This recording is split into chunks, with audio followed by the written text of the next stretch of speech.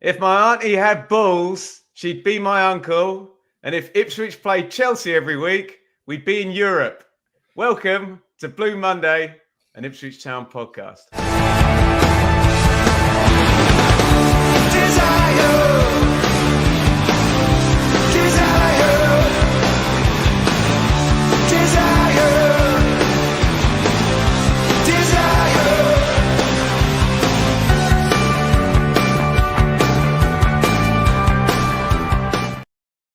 Is this just a random coincidence, Dave? The two good results against Chelsea, or is there something more deeper tactically?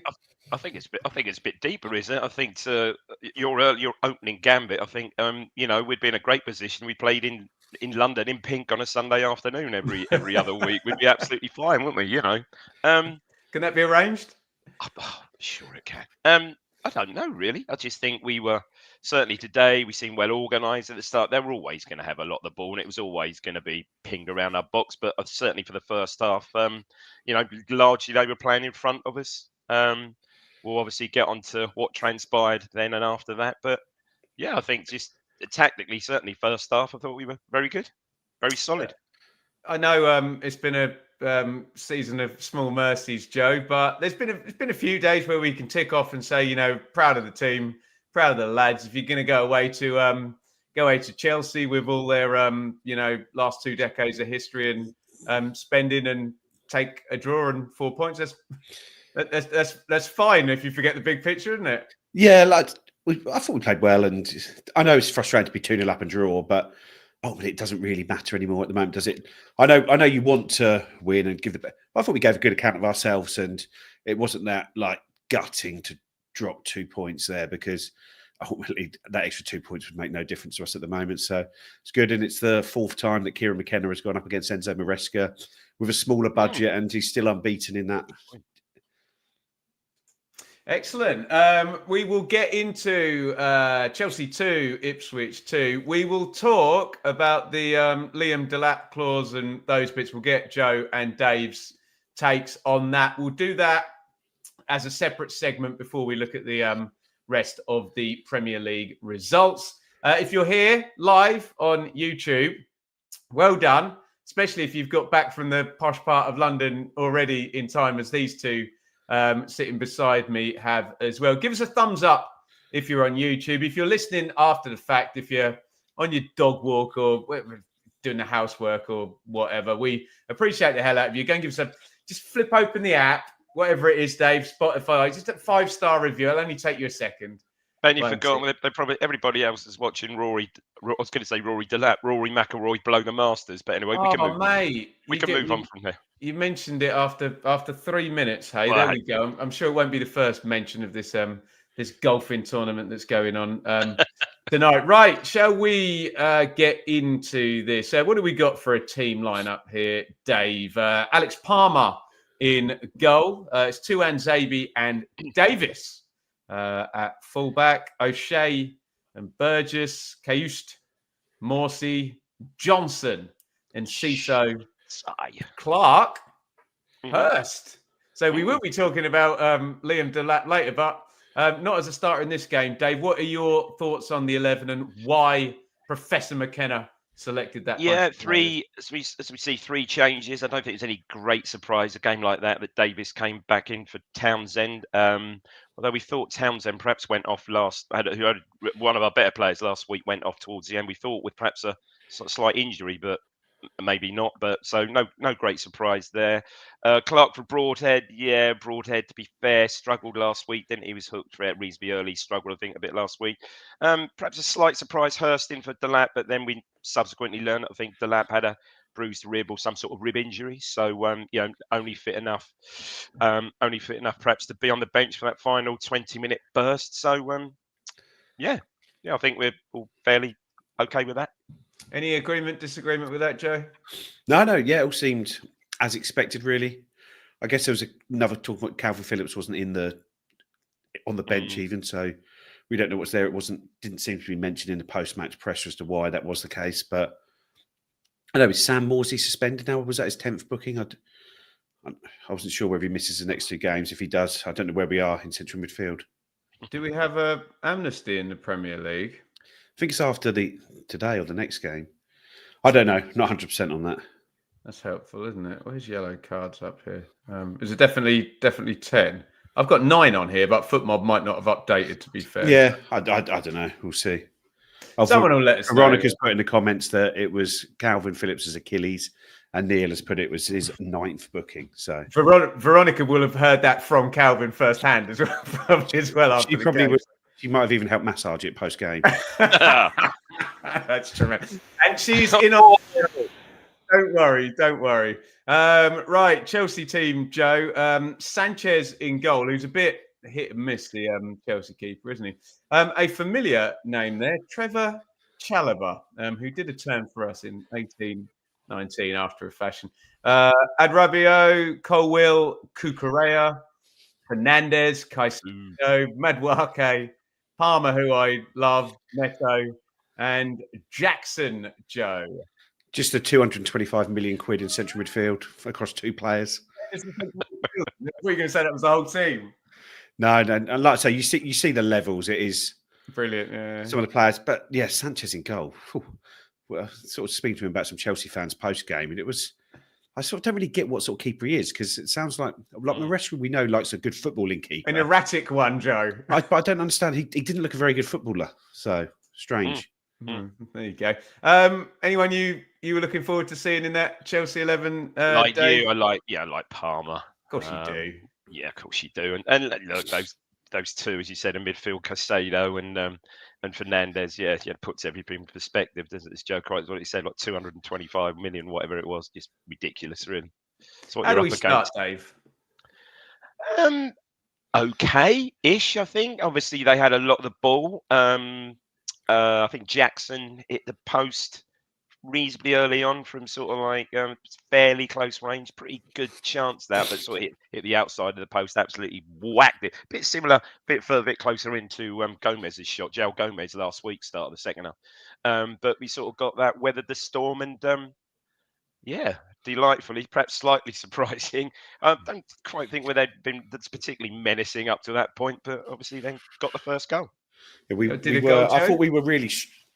It looked like it was going to be a long afternoon in that first 10-15 minutes. I thought Enzo especially, just nobody seemed to be able to get within 10 yards of him. He was just popping up here, there, and everywhere, and pulling the strings, and Madueke, and they were overloading, and it was just like they were looking really, really sharp, but didn't take their chance. And George Hurst picks a ball up in midfield, spins, runs with the ball, and it's Cucurella, Johnson, and Cucurella on one side, and you think all Cucurella doing is trying to stop the run here, so don't pass it almost, and he passed it really narrow, and it looked like there's no way. Yeah. There's no way he's going to get there.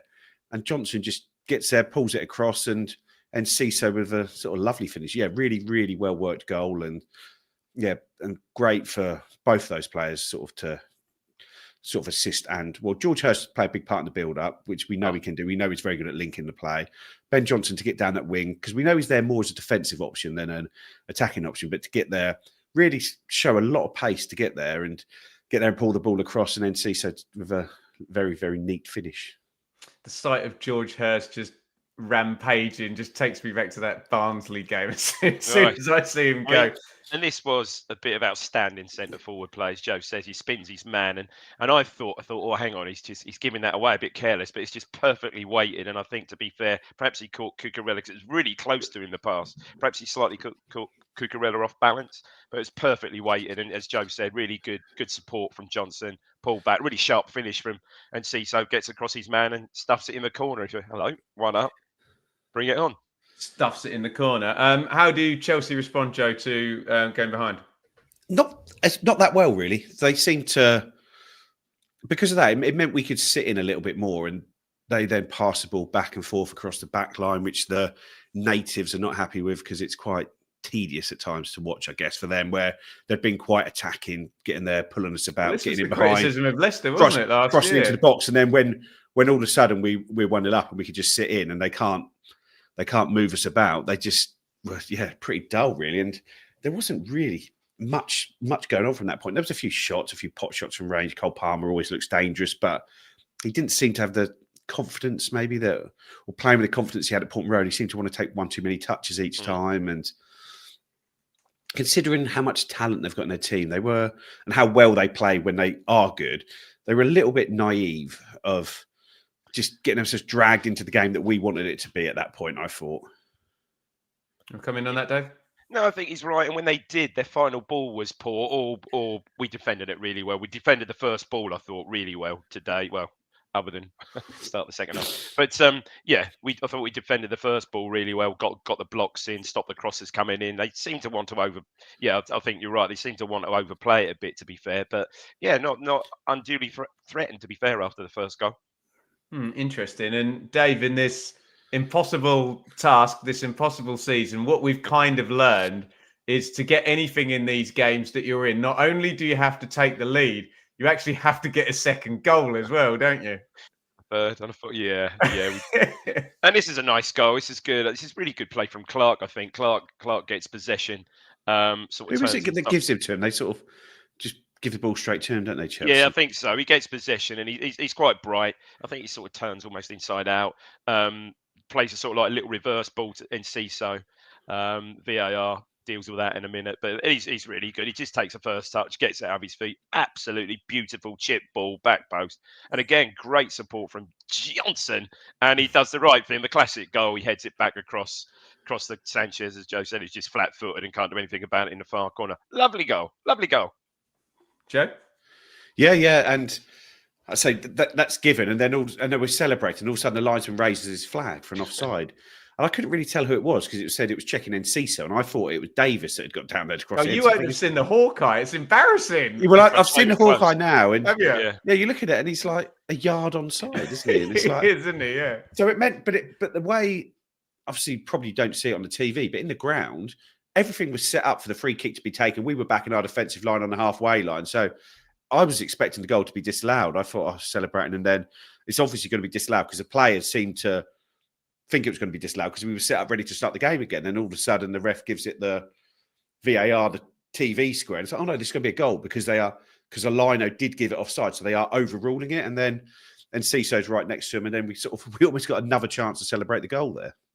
Lovely goal, lovely stuff. Love to see it. How is the remainder of the because that goes in on 31, Joe? How's the remainder of the first half?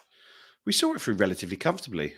Annoyingly, Alex Palmer gets booked for time waste on about 36 minutes, which seemed quite early when he hadn't been time wasting that badly. But obviously, when you're away, the crowd get onto it every time they hold the ball, and we go from there. And we were playing well. We sort of seeing the game out quite easily. They were just getting a lot of balls into the box, but Darrow, Shea, and Cameron Burgess were dealing with everything excellently, winning all the headers. Sam Morsey was doing well in the midfield, and when we did get a chance, Clark and Johnson were carrying the ball well and getting us up the pitch and dragging Chelsea in to give a sort of silly free kick away, which then gave us a bit of time to move up there. And it was a sort of good performance to see it through to half time from there.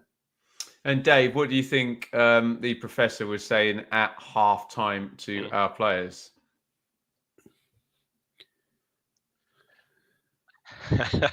More of the same. Keep it tight. First 10. What, seconds? Yeah, exactly that. Good half. Just keep your shape. Yeah, keep good half. Keep your shape. Keep it tight. Obviously, yeah. I think we've got a bit of a lag on Dave there, so I'll just move back across to you, Joe, because we are literally going to have a goal immediately. And I was kind of following this from afar today in Bedfordshire, and exactly as kind of Dave's intimating there, it's right, come on. How long in the second half can we hold on to this 2-goal lead? The answer is not very long. Yeah, 20 seconds, wasn't it? It was. I think our first touch of the ball in the second half was Axel Tuanzebe getting the final touch to put it into the net. Yeah, it seemed they sort of a ball forward, and Burgess doesn't win his header, the first header. I think he's up against. I'm not sure who's up against, but he misses the first header, and then he subsequently goes out with Madueke, where you'd imagine it should be Davis going out with him there, and then obviously Madueke against Burgess out on the flank is a sort of no contest, and he beats him and then just puts a ball into a really, really dangerous area just out of the reach of Palmer. And it's Cucurella, who comes from, like, their fullbacks were just playing such ridiculous positions at times today. The fullback, he's coming from left back and he's cutting across the right hand post to get on the cross as their furthest player forward. And I think he just misses it, and Tuanzebe's just behind him to turn it in. Where obviously you can't do anything about it. But if Tuanzebe does somehow manage to pull out of that, I think it just probably rolls across the goal, and you just think that is exactly what we didn't want to happen. 20 seconds into the half, the crowd is up, the players are up, they're running to get the ball out of the goal. The ball's back on the centre spot within about 5 seconds of it hitting the back of the net, and you're just thinking, God, how have we let a goal so quickly? Yeah, Dave, there's own goals and there's own goals, and there's not a lot he can do. He has to slide in and try and make the interception, doesn't he? He's a little bit unlucky. He's got to try and he's tried to slide and hook it, and the pace of the ball, as Joe said, it was just unfortunate that, you know, obviously Burgess got isolated out wide with Madueke, and for once it was a good bit of play for Madueke, but yeah, just a shame. I missed it. I was having a half-time pie, came back, and I saw a cheer, and I thought, oh, no one around me's cheering. It must be a Chelsea goal, and there it was. Yeah. Not the one. How does it settle after that, Dave? Does the 34 shots I'm seeing on here, is it the Alamo now? Yeah, a little bit. We're a little bit jittery, aren't we? Yeah, it's kind of like that. Do we get a bit deep? Yeah, I mean, they have a lot of possession after that, and they're sort of playing it around. Playing it around quite nicely. Again, I can't recall many times during that period that they opened us up really. And if they did, again, we defended really well with the first ball. But yeah, obviously a lot of possession, and you knew what was coming, but as you said, not quite the Alamo, but you expect pressure, and yeah, that's what we got really. We did manage to see off that initial burst, though, didn't we? Because yes, I think we did. When he scored that quickly, you think, oh, what's going to happen here? And we blocked a lot of shots. I thought Burgess and O'Shea blocked everything. Brilliant. When it got through, then Palmer was very secure in goal. Again, a lot of Chelsea shots were quite weak and pointless, sort of outside the box, sort of straight to him, and chance. They were making it easy for us at times to do that there, and defending well, going from there. But then we were getting some chances on the break as well at this point, weren't we? Brilliant bit of play from Hurst. I honestly thought that was in. From where I was, Hurst sort of spins his man, edge of the box, comes inside, and well, you mentioned Barnsley, similar to that, but tries to pick his spot in the far corner. I honestly thought that was in. I haven't seen it back, but that must have been inches wide. And then a minute later, he has a diving header, a lovely ball from Ben Johnson. We sort of break through the midfield, and Cisse gets it out wide. Johnson has it, puts a lovely ball over, and Hurst gets there and does a diving header, but just almost like shoulders it wide, and it looked like he's on his knees, and he tries to like head it in on his knees. It's a weird one. Yeah, he just gets that all wrong. But the first effort was a brilliant effort. But yeah, and then you get punished for that, obviously. Well, talk to me about Jaden Philogene first, Dave. So again, doesn't look like good news at all, does it? Well, it sums it up. Madueke goes off. Oh, look at the replacement. It's Jordan Sancho. And you think, crikey. But then, you're talking about Philogene. Philogene's, it's a coming together. It's an impact injury, I think, coming together in knees, and looking at, I think, the comments from McKenna afterwards that he maybe opened his joint up a little bit. So hopefully not a Burns type impact at Liverpool, not an ACL, maybe just some sort of medial issue there. But yeah, it didn't look good. I think it's one of those ones where he kind of got some treatment, kind of got up, and then just went down in a heap and had to be helped off. So yeah, it didn't look too good. And as Joe and the guys were saying, he got obviously the under 21s with England this summer, isn't he? So let's hope he's back fully fit for that, and it's not too bad. But yeah, he looked fairly he went off fairly gingerly, that's for sure. Any quotes on that, Joe? Yeah, McKenna said it looks like he opened his knee up, which generally tends to be an MCL. Yeah. So they obviously hope it's not that, because he's got the Euros coming up, but that's what they expect it to be, it seems. Oh dear, get well soon, Jaden Philogene. Yeah, not good. No. And from one Jaden to another, this is both a great goal and a terrible goal, Joe, isn't it? Yeah, we have a corner at our end, or for us, and it gets cleared away, and Townsend and Morsey sort of seem to get in each other's way, and we don't really recover from this point, and they get away quickly, and then someone gets back, I think it's Tuanzebe gets back and puts the ball out for a corner, but we just fall asleep. They take the corner quickly, and Broadhead gets over there, but he's up against 3 players effectively. They roll it into Sancho, who just drops out of the box, and I think maybe Morsey could get out to him a little bit quicker, but it is just an unbelievable finish. It's one of those ones where it starts similar to the Tranmere goal yesterday that led to the scenes in the away, and I'm sure everyone's seen. But one of those ones that just starts really, really high, and just by the time it dips below the crossbar, it goes right in off the side netting. It is a postage stamp finish, and absolutely zero chance of any goalkeeper in world football saving that. And I think that's 79 minutes. And you think, oh, bloody hell, this is going to be a long 11 plus added on, which was 6, a long 17 minutes to come from there. But it sort of became quite an open game from that point. But they had, well, I think Alex Palmer makes 3 really good saves between that goal and the end of the game. Dave, you got anything on the goal, mate, before we talk about we just clinging on for dear life? Yeah, we just switch off, and you can't. And we said it before that, Madueke goes on and Sancho comes on, and you think, oh, Christ Almighty, and you can't. We do switch off because he gets the ball in quite a position. I mean, I don't think he's actually outside the box. I think he's actually inside the box, albeit at an angle. And he just gets it out of his feet quickly as well. It was a great goal with dip, as Joe said, dip swerve, top corner. Yeah. And no one has said it was coming. Yes, of course they'd have had chances and building it up. It's just disappointing that we switch off and can see, but it's a worldie. No one's going to stop that once he gets a shot away. Yeah, it's just always going to be that caveat when you concede to a quickly taken corner, isn't there? Of, well, if you didn't do that, then, cut it off at source. But there you go.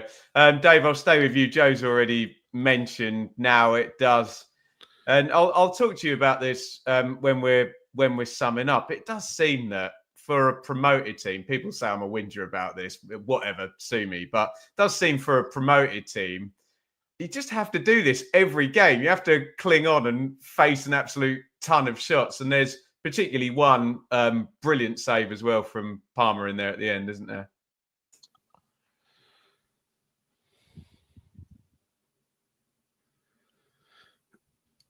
I'll dive in on the saves for Palmer because it sounds like it's not good for his save.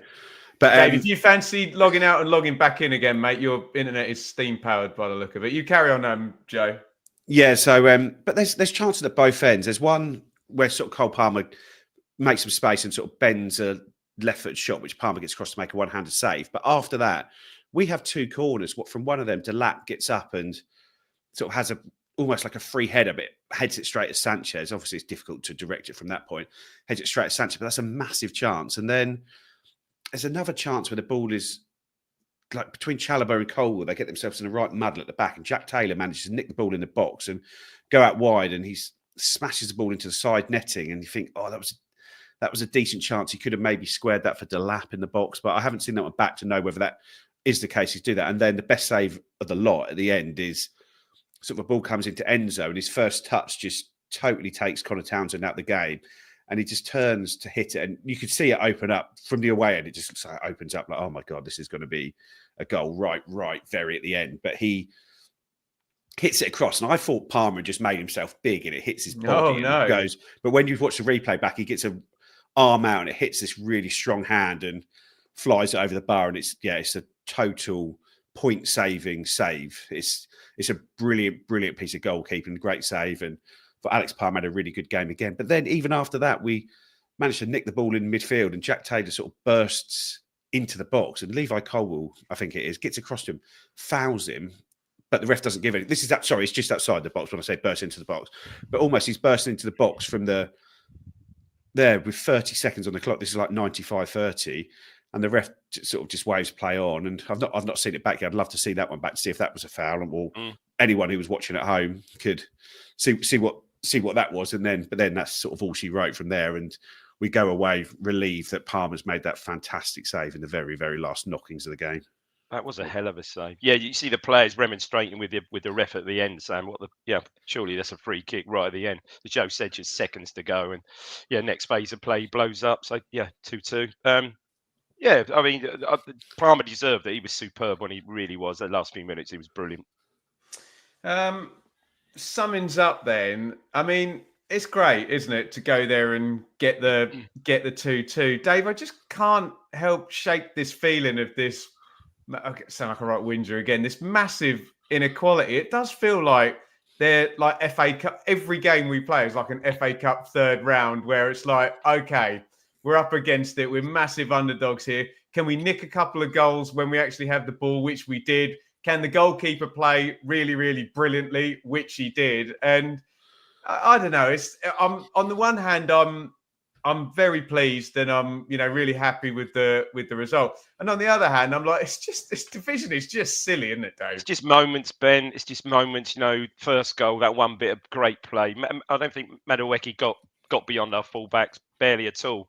I was sort of saying to Sean Calvert was with us, saying, it disappointed me really. Other than the goal, he's getting the ball, putting his foot on it, checking back every time.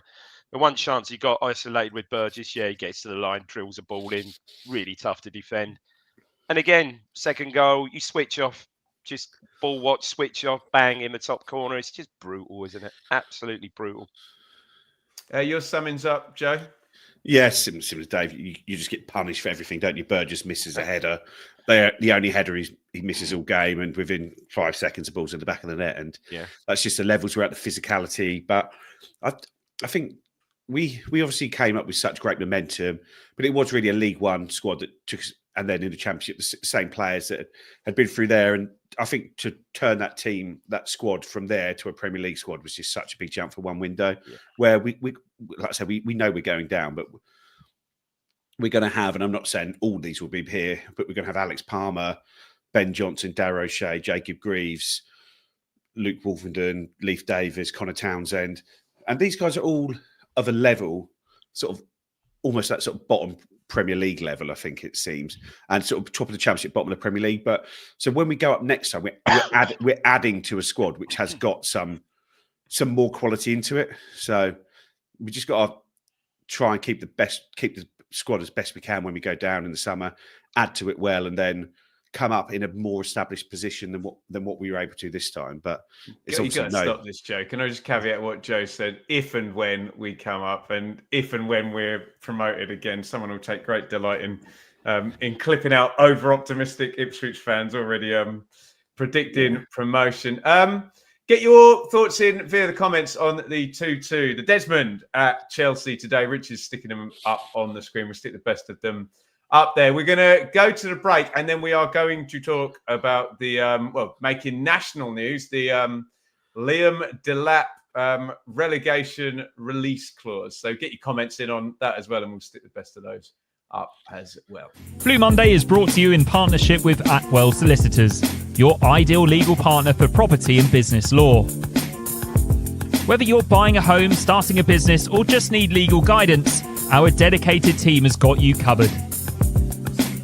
Trust our award-winning customer service team to handle your legal matters with care and expertise. Find out more at atwells.com or visit us at our offices in Ipswich, Colchester, London, and our new location in Woodbridge.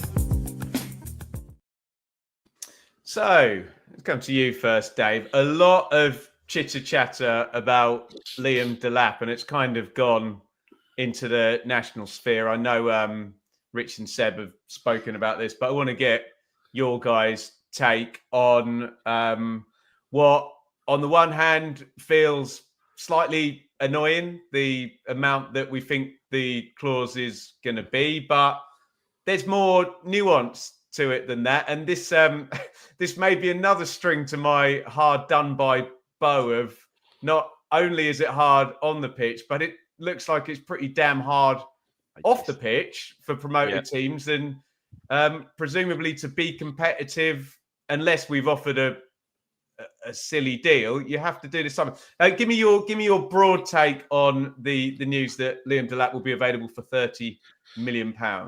Yeah, if that is, look, we all know he's probably, if you look at, and we've spoken about this before, I suppose the nearest thing in recent seasons perhaps would be Dom Solanke, that went for what, albeit older, and albeit, yes, he'd had a experience in the Premier League for Bournemouth, but went with 65, did he go for, something like that?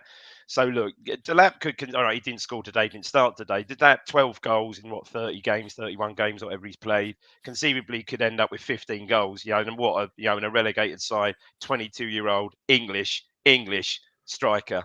I mean, there's what in proper real clauses aside, release clauses, relegation clauses aside, that's a £50 million player right there. However, if, to coin the good old Jimmy Gilton's phrase, to get him in the building, it took whatever it took, then it's just one of those things. Look, he might not have happened at all. I saw him in pre-season, the two friendlies, and I thought, first two friendlies, and thought, well, I'm not really seeing it, Although I thought he looked good when he played for Hull against us last Mate, year. I thought that when he was at Preston and Stoke. There you go. Yeah. So he might not have come off at all. Might not have come off, But he obviously did. And from very early season, the 2 goals against Villa, the goals he scored against Villa and Fulham, and you just see it, the exposure, even watching it on Match of the Day, exposure and the general love for him, and it just, you could see what way it was going. So it's just disappointing. But if that was the only way we could get him through the door, then say we had our pants down. That's just how football is, isn't it? And I think he was training pretty much quite close to Southampton, wasn't he? I believe pre-season. Is that right? So I understand. Yeah, I haven't got anything particularly in the know on that. But Joe, what's your take? I mean, I suppose if your two binaries are that, one, we've had our pants pulled down, and two, how else could we have got him? Where are you kind of sitting on this? I guess it's how else could we have got him, isn't it? That's because we wouldn't have got him. He'd have gone to Southampton. He was at their training ground. It's been reported in The Athletic 2 or 3 times. He was at their training ground, and we managed to get it over the line. And I think Nick Ames, who sort of was part of the team that broke the story in The Guardian, has sort of spoken in our Telegram and basically said it was a fairly unique situation. His team, his agents, that basically said, this is what we want if we sign for your club, and if you can't meet this, don't bother coming to the table. And this was part of that deal. And if you're signing someone for 15 million who's just come off the back of scoring 7-8 goals for Hull in the Championship, you can't say, no, that 30 million clause isn't enough. We want it to be 40 million, 50 million, because it's just not realistic for them. You might as well just not bother having it in there. So there's only really a very small scenario where this plays out like it is. You go to a team, you are fantastic, and that team gets relegated. Generally, if a team's getting relegated, you'd expect Liam Delap to have maybe scored 5 or 6 goals, and if the 30 million be a punt. But as it is, he's probably, if you put him on the open market, he's probably worth 60, 70 million now. And it's just gutting.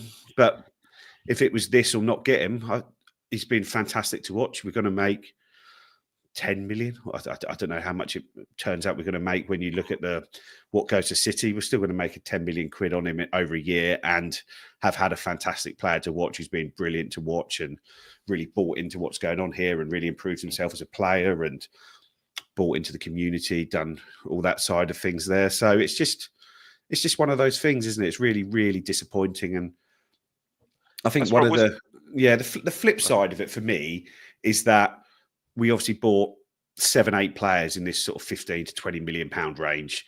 And if one of them pays off, you need that to pay off and get you 50, 60 million for them, because ultimately Liam Delap's come in and done better than anyone could possibly have expected any of these players to do.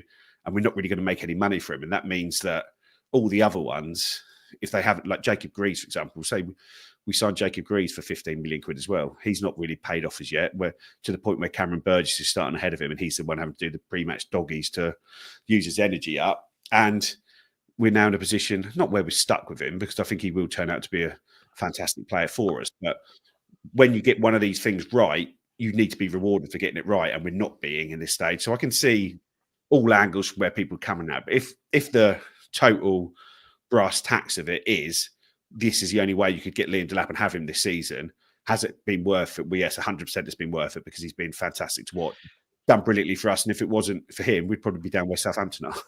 What will be interesting is to see if and when it does go through and it is 30 million. I mean, Mark Ashton's reaction to that, because he said, he has said, "Oh, we're well protected on the Liam Delap." Well, yeah, does he mean that we'll make a 10 million profit? That's our protection over a year. So, yeah, be interesting to see what his reaction is to it, if that is indeed the case. But we saw how difficult the striker market was in the summer.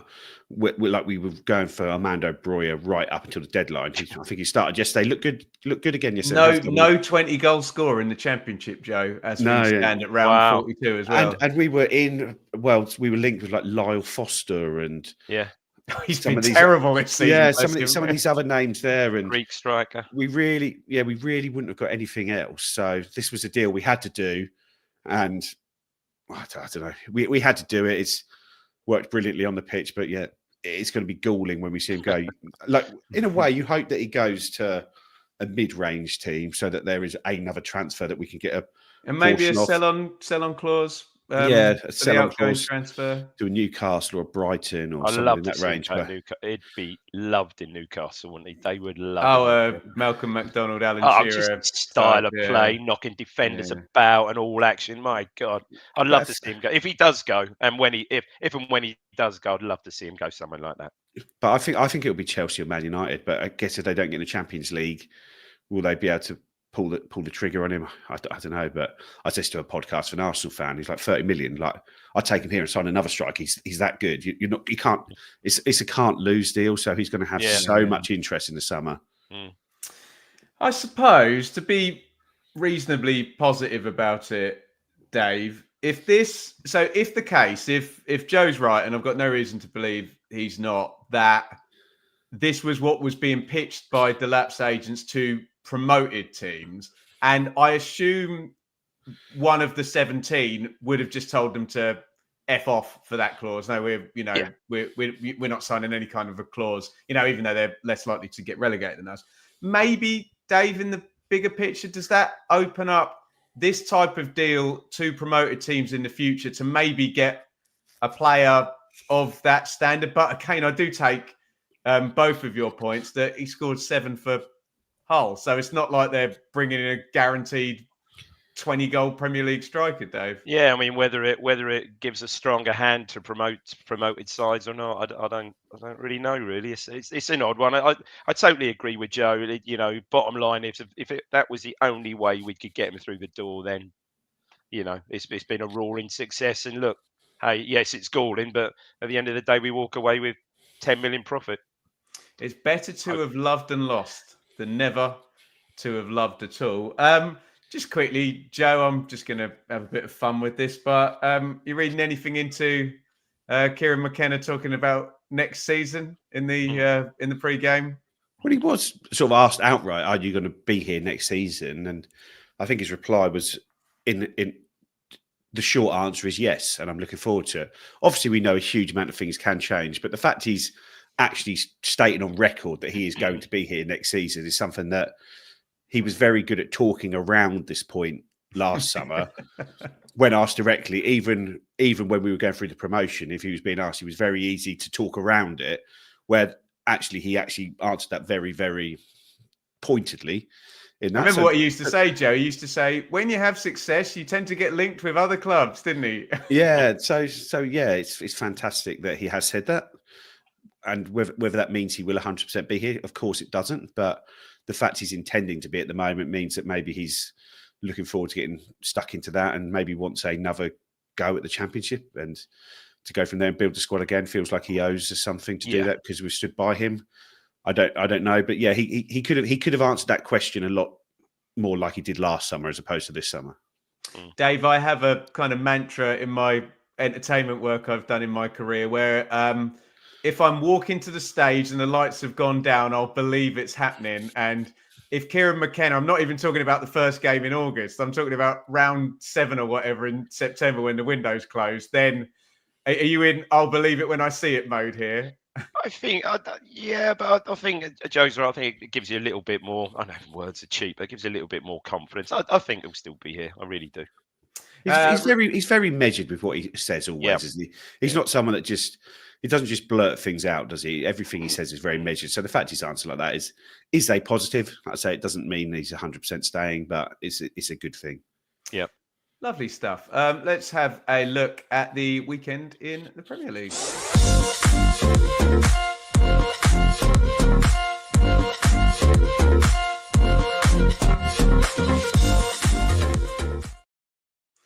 Okie dokie. What went down this weekend? I probably want to hear about Spurs and Wolves, to be honest, but I'll go through all these anyway. Man City 5, Palace 2, Brighton 2, Leicester 2. Fair play, Leicester. They scored some goals, didn't they? Interesting to see Mavrididi look like he's starting to appear again. I'm sure he'll be on for 15 goals and 17 assists in the EFL next season, won't he? Forest 0, Everton 1. Everton and Wolves, my God. Saints 0, Villa 3. So how many points have... Rich's got the table here, hasn't he? Let me just quickly check. Southampton, so still beneath Derby's total there. Arsenal 1, Brentford 1, obviously our result there.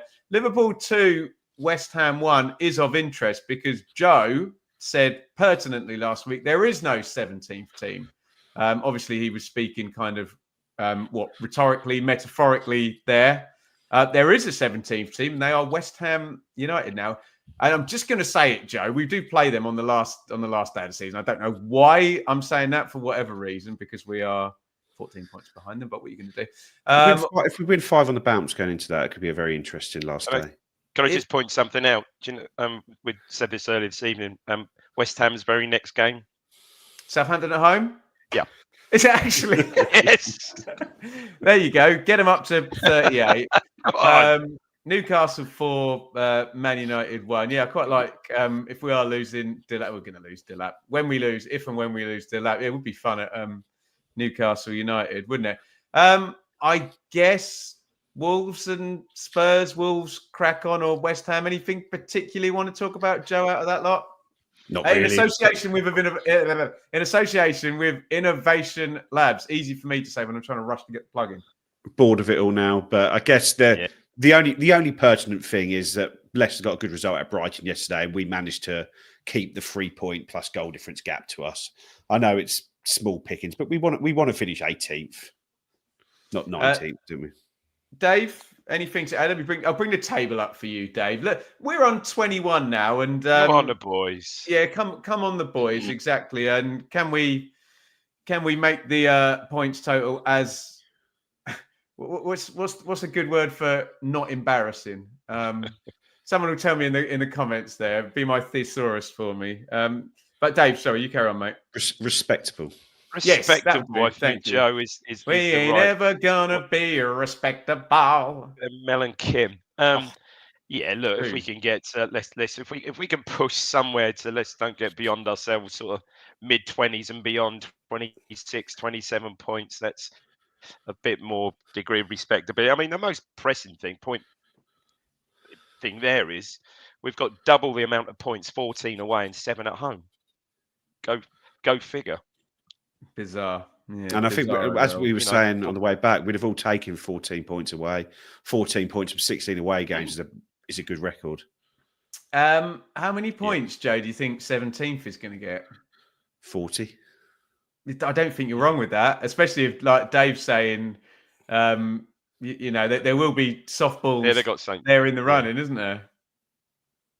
Yeah, I think Paul's just put it in the comments there as well. But I think it's probably a good thing that we're so far behind, because had we been 6 points behind, 7 points behind, I think we could find those 6 or 7 points quite easily. But we were never ever going to get 42 points this season. We're never going to be capable of that. We're probably capable of getting 34, but even 34 now wouldn't be enough to be 18th. Sorry, be enough to be 17th, let alone at the end of the season.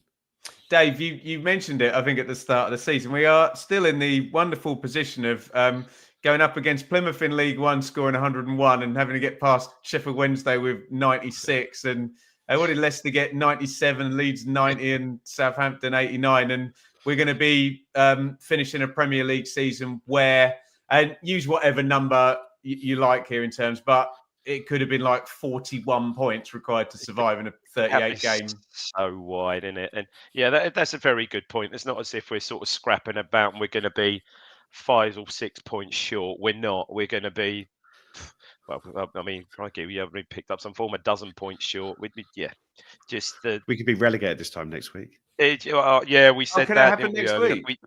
We did say that earlier. Yeah. I hadn't realised that. I just kind of safely pottering along. Quickly, guys, I'm sure you've all been following, and this will give PTSD to the George Burley era watchers, and reminiscing about back-to-back defeats against Crewe and Birmingham. But Sheffield United have properly collapsed in the Championship title race, so it looks all on for Leeds and Burnley to be coming up now with Sheffield United. They just lost 3 on the bounce, haven't they? 3 on the bounce in a week as well. Did you see that? Did you see that coming? Absolutely not. Sign of that? No. Harry Clark was back in the side yesterday, wasn't he? He made one really good interception, yeah, but you're still thinking about the bad news in terms of the the Sheffield United view there. Guys, get your questions in for Joe Fairs and David Diamond, and we'll go to that segment first. Big thanks to Atwells as ever, and also One Stop Badges there if you look below Dave, if you're watching the YouTube feed. If you're not, head over into the YouTube description. You get 10% off via the link down there. The ITFC Women, speaking of Leeds and Burnley being on the brink of championship promotion here after beating MK. We thought it'd be a cricket score, didn't we? 11-0 at Stadium MK. A double hat-trick from Sophie Pesquet. A brace each for Natasha Thomas and our own Lucia. I bet Natasha Thomas was fuming that someone scored 6 and she only scored 2. She strikes me as having that goal scorer type mentality. Yeah. Including 2 for our own Lucy O'Brien, including a magnificent solo goal taking the ball from the Town half to score, +1 for Ella Rutherford. Means Town go into the last day in a fortnight with a 3-point. It's one of these annoying ones where you can't probably celebrate it. And a 36-goal advantage. Hashtag aren't playing MK, are they? I don't think. No, we said this earlier. I don't think they. Yeah, right. It's like the Nigerian league, isn't it, where they have those crazy results on the last end of the season, and the police were like nefarious 71-0. Yeah, do you remember that on the football? It was Police Machine, wasn't it? And it was like 70 goals or something. But Dave. Brilliant from the girls. That is good. Yeah, look, they've been close the last couple of seasons, and I think really with perhaps the investment this season, the close season throughout the season, it was going to be a sort of real make or break. If they didn't do it this year, you begin to wonder if they ever do it. So it's brilliant, absolutely superb. They'll be playing Championship next year, and they've got a hardcore. I've been a few times, and so is Joe. Hardcore support up at Felixstowe. So that's great for all the hard work everyone's put into it, really. You got any praise for the girls, Joe? Yeah, fantastic, isn't it? Only point, it's more of a squash score than a cricket score, 11-0, isn't it? I think it's okay. But no, it was excellent. And need Craig Bimbo on to correct me on the cricket, probably, don't we? And Kieran McKenna said he was asked about it after the game, and he said, he'd spoken to Joe Sheehan about it, and he said the best way to do it is in front of your home fans, which there you go. He's managed to do the last 2 seasons, and that's how it's going to be. Yeah, we have all but won the title. All we've got to do is, I don't know how there's any way we couldn't win it when we play, but we've got a home game against Cheltenham where it'll be party time when we are officially over the line and into the Championship. And then I think it's quite similar to the gap between the Championship and the Premier League in the men's game, from the sort of 3rd tier to the 2nd tier of the women's team. Maybe not quite as bad, but I know the last sort of 2 or 3 years, the sides that have gone up have really struggled at that level. So there's a lot of work to do, and I'm sure Joe Sheehan's relishing, and sort of Rachel, the general manager, relishing getting their teeth into this challenge and upskilling every area. I say, sounds like Sophie Pesquet again. I'd say 6 goals today is just unbelievable. And you could send Stevie Wonder to watch an Ipswich women's game, and you can tell that Sophie Pesquet is the best player on the pitch and shouldn't be at that level. So I think it's great that we'll be at the Championship, because she and a few others deserve to be at that level. And I think had we not made it this year, you might have struggled to keep hold of someone like her. So great to see. Joe is right. Some of the games I've seen it's like that really big kid playing in the playground who's better than bigger than everybody else. Like Liam Delap in representative football. Kind of. She just for the last 10 years, She just kind of runs through people in a straight line. She's British. Don't get me wrong. She's got a lot more to it than that, but she's so good. So quick. Oh, my God. Right, she missed pretty much 2 seasons ago. Did she have an ACL or something? Yeah, really bad ACL. She had a bad injury, didn't she? So incredibly, she is. It is quite funny to watch, actually, because she's so much better. She's brilliant. Yeah. Get your questions in via the comments. Let's go quite quick fire here with these guys, because there's a lot of good ones. I'd like to get through plenty of these. David, do you think Premier League clubs will be sounding out Parma now? Someone said this. Perhaps did they? Obviously, we wouldn't see it. We're at the game, but I think someone said they referred to it on Sky, or maybe even TalkSport, perhaps post-match, about Parma. Premier clubs coming in for him. I'd hope not. I really would, because I think Leeds literally dropped their keeper in round 40. Well, that's true. I know. But we've now got a settled goalkeeper. He looks really good. Let's hopefully he stays. Joe, FPL Tractor said we had one big result in us left. Was that it? Surely there's a win left, isn't there, Joe? Yeah, I think so. I think we'll. I don't know if it'll be Arsenal next week, but I think we get. But I guess they're prioritising the Champions League now, aren't they? And they're going to be. I assume they play Real Madrid this week, is it, or do they play it after our game against them? I'm not sure which way round I it will is. look that up while you're talking, or someone to listen. I imagine we're going to. Like I say, I'd really want to see at least one more home win at Portman Road, because they play away in Spain on Wednesday night, Joe. Yeah, so you imagine that they're going to be giving everything in that one, and then maybe resting a few players for us for the build up. They're not going to be taking any chance because they can't catch Liverpool. I think if we beat Arsenal next week and Liverpool win, Liverpool effectively have won the league officially at that point. So I think they play each other the following week. Did they, Joe? Liverpool and Arsenal? Yeah, as well? Liverpool are like champions in all but name. Not quite as secure as the Ipswich Town women's title, but Arsenal are going to come second. Liverpool are going to come first. So yeah, maybe there's a chance there. Newcastle away is going to be very, very tough. They're still pushing on, but and then we've got the run of. I guess it's only Everton, Leicester, Brentford, and West Ham. So do any of those count as a big result? I don't know, but hopefully we can get a 2 or 3 another home win over the last 6 or 7 games. Another home win would be nice, wouldn't it? Yeah, so I imagine there's probably a lot of people that missed the Chelsea game, being sort of over the Christmas break. Right. From Harry, I might take this if you don't mind. Ben Johnson become a real asset for us as a right midfielder. Is that where he plays in Championship if Tuanzebe stays on, or even used in central midfield? This is where you have to, and I'll come to you, Dave. This is where you have to kind of play the cards. And if you have people like Johnson who, maybe wouldn't be your superstar starting in the Premier League, but you get relegated and they can get you through a championship season at that level, have a good season, do the job, which means you can invest your big swathe of money somewhere else in the pitch. They can be really important players, can't they? If you can get absolutely, 35 games at top 4 level in the championship. Dave. Yeah, no, absolutely. I'd see him being an important player for us next season for sure. Yeah, no reason why not. He was really very good. Certainly not just because of the goal and the assist as well. Thought today was his best game of the season by far.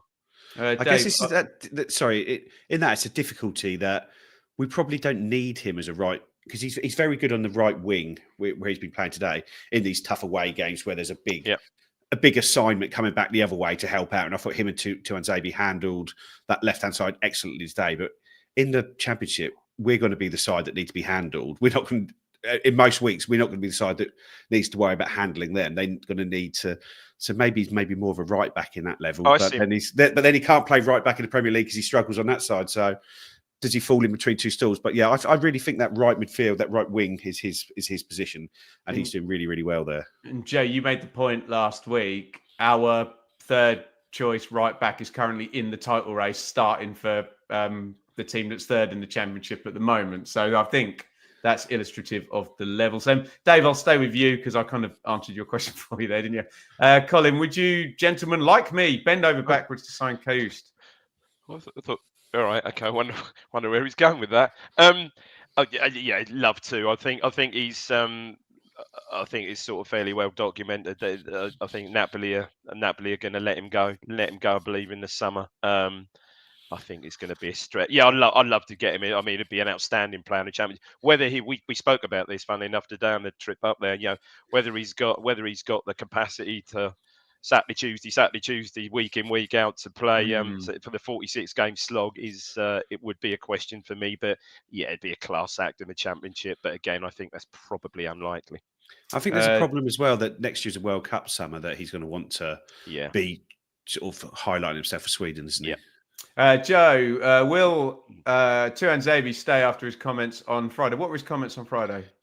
He was fairly non-committal. He basically just said there's a lot of time to sort about contracts. When you're a senior player, these things look after themselves. When you're young, you're desperate for it. But in the position he's in, he knows he doesn't need to rush anything. Dave from Chris, would our home form have been much better if we got a great question, a win early in the season, i.e. against Leicester? And we could have beaten Fulham or Villa, couldn't we? Of course it's a fair question, isn't it? No, and Man United. Man United, look, there's points. There's at least 6 points there, probably. But yeah, it didn't just happen. I mean, Leicester was the galling one, wasn't it? Leicester really was the kick and the proverbials, that one. But the nature of it really, and the non-penalty, the sending off. Leicester, that was a bit of a sliding doors game, really, wasn't it? The non-penalty shout, and then the very next phase of play, Phillips, who I think at that point was just about really getting up to speed by then. Then he gets suspended for 3 games. Then he gets injured, never quite got back up to speed. You could a whole host of games, but yeah, that was disappointing. Joe, how many new players come in during the summer? Yeah, you've got 4 loans is there that will go back, so they'll all need replacing. You're going to lose Delap.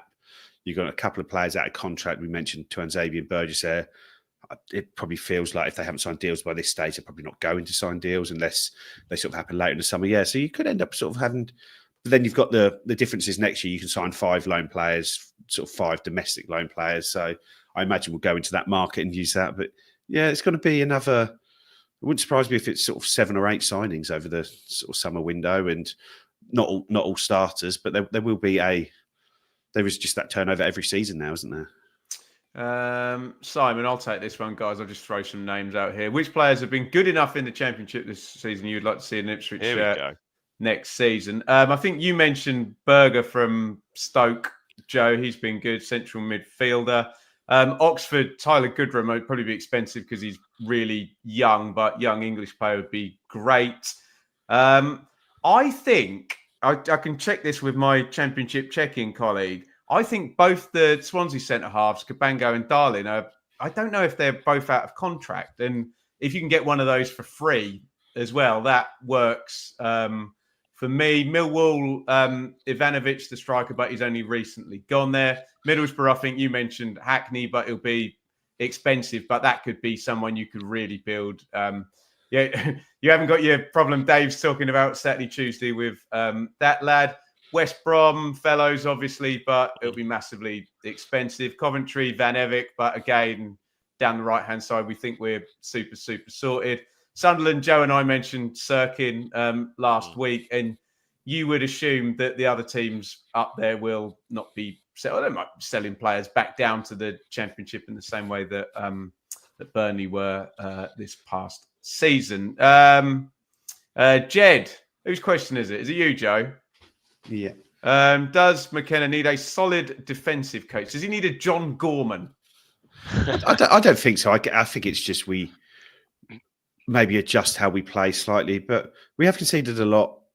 We did concede a lot last season, but I felt over the course of the season that was just how we played at home. We were like we'll outscore you, and we did. When you actually looked at the away form, our away record was very good. We had a lot of 1-0 victories. We could defend when we wanted to.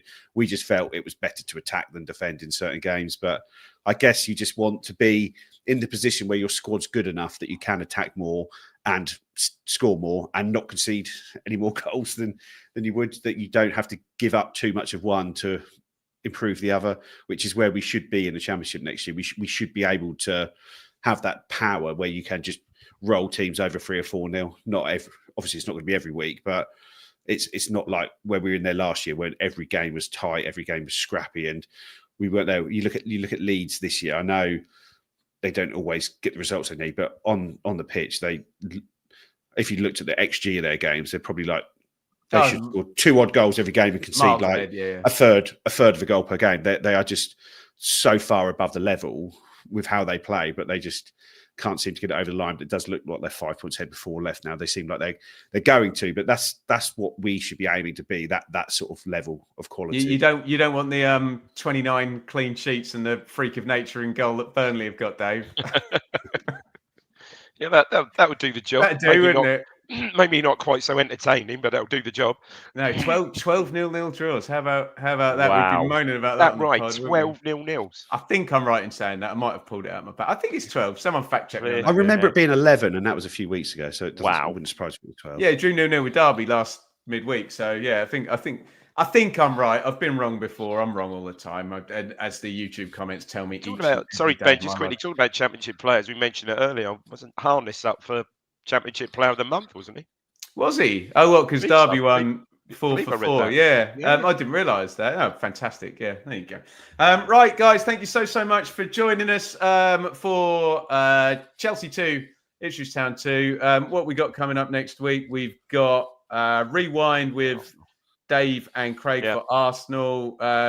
Rich and Seb will be back on Thursday for pre-match for Arsenal. And we'll be talking about Arsenal with, hopefully they're going to go to extra time and be very, very worn out. And we're going to be talking about another positive result against Arsenal. I'm going to wrap it up there, guys, because we've gone over the hour. Thank you, Dave. Thank you, Joe. Thank you, everybody, for joining us. I'm all right with that one this week, and we will see you next week. Thank you, everybody, for listening and watching.